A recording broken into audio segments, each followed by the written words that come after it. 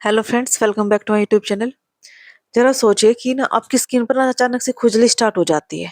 फिर धीरे धीरे उस जगह पे जो है रेडनेस होने लग जाती है, छोटे छोटे से दाने निकल आते हैं और खुजलाने पर बहुत ज्यादा जलन होने लगती है। तो ऐसा स्टार्टिंग में थोड़ा टाइम से तक होता है, लेकिन कुछ दिनों के बाद ना वही समस्या और भी ज्यादा बढ़ जाती है। तो ऐसा क्यों होता है? क्योंकि हर खुजली एक जैसी नहीं होती, ठीक है, और स्किन प्रॉब्लम का इलाज एक जैसा भी नहीं होता। इसलिए उस टाइम पे आप स्किन स्पेशलिस्ट के पास जाते हैं, तो आपकी स्किन को देखकर कभी-कभी एक क्रीम प्रिस्क्राइब करते हैं जिसका नाम है टेनोवेट एम क्रीम।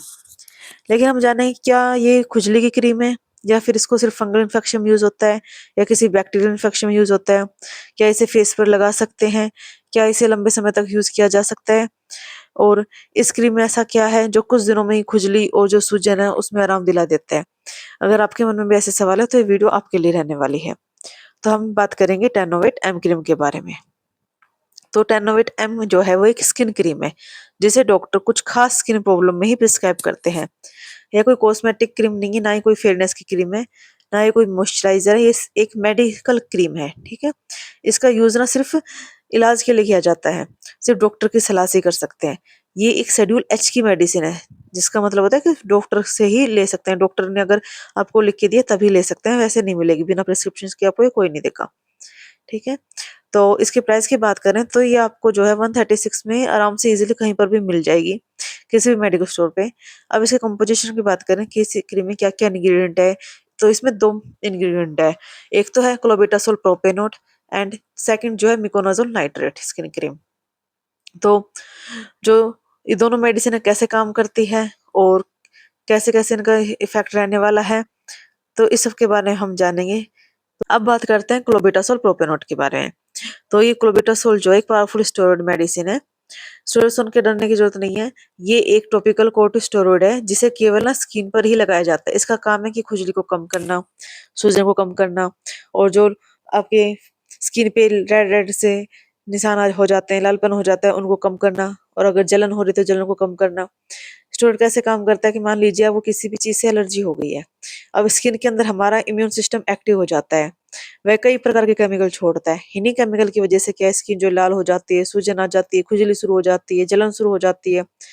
अब क्लोबेटासोल का क्या काम होता है, क्या करता है ये, कि यह उन इन्फ्लेमेटरी केमिकल को ना कम कर देता है।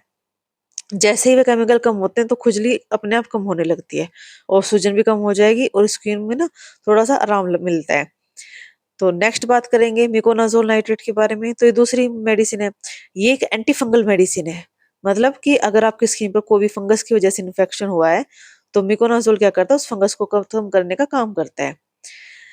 जो फंगस है वो एक प्रकार का जीव होता है। यह खासकर शरीर के उन हिस्सों में तेजी से बढ़ता है जहाँ पर ज्यादा पसीना आता है, नमी रहती है, या फिर सफाई कम रहती है, ठीक है, जैसे कि अंडर आर्म्स, टोज, नेक फोल्ड, स्किन फोल्ड, इन सब पे। इसलिए गर्मियों में फंगल इन्फेक्शन ज्यादा देखने को मिलता है। मिकोनाजोल फंगस को कैसे मारता है? तो मान लीजिए कोई इंसान है, बिना दीवार आप वाले घर में नहीं रह सकता, ठीक है।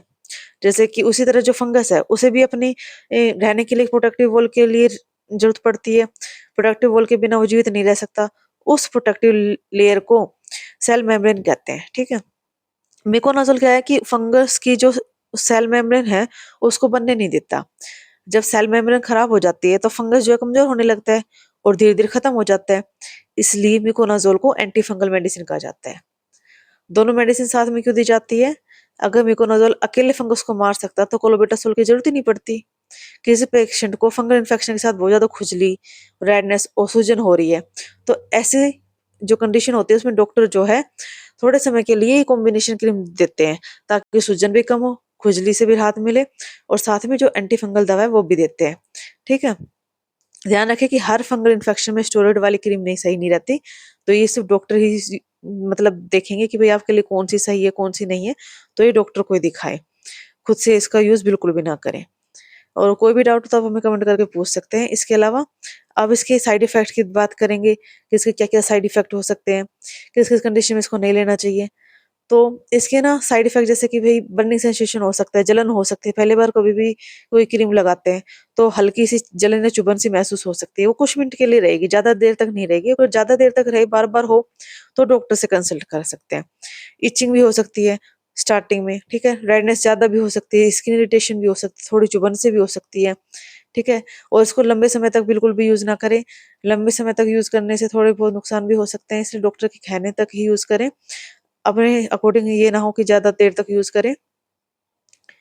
और इसके अलावा कोई भी आपको डाउट हो तो आप कमेंट करके पूछ सकते हैं। ये वीडियो कैसी लगी कमेंट करके ज़रूर बताएं। इस वीडियो को ज़्यादा से ज़्यादा शेयर करें, लाइक करें और चैनल को सब्सक्राइब ज़रूर से करके जाएँ।